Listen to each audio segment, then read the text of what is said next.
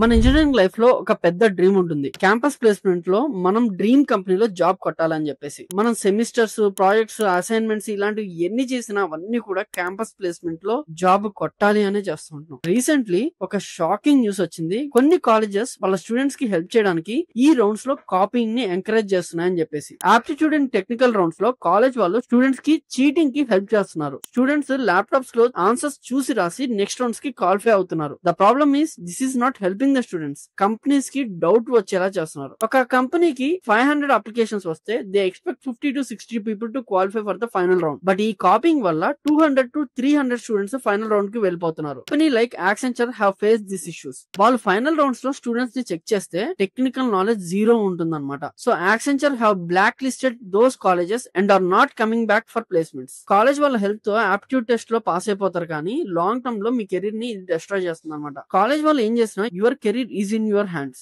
Don't depend on anyone. Genuine preparation తో try చేయండి. Online platforms, lead code లో practice చేయండి. Aptitude, technical and communication skills ని improve చేసుకోండి. జాబ్ కి షార్ట్ కట్ తీసుకోవడం ఒక షార్ట్ టర్మ్ గెయిన్ మాత్రమే, కానీ లాంగ్ టర్మ్ లో హ్యూజ్ లాస్ వస్తుంది. మీ కెరీర్ అనేది అన్నిటికంటే ఇంపార్టెంట్. ఆ కెరీర్ ని ఇలాంటి చీట్ కోడ్స్ తో మీరు వేస్ట్ చేసుకోకండి. Your hard work, dedication and genuine skills will help you to land your dream job.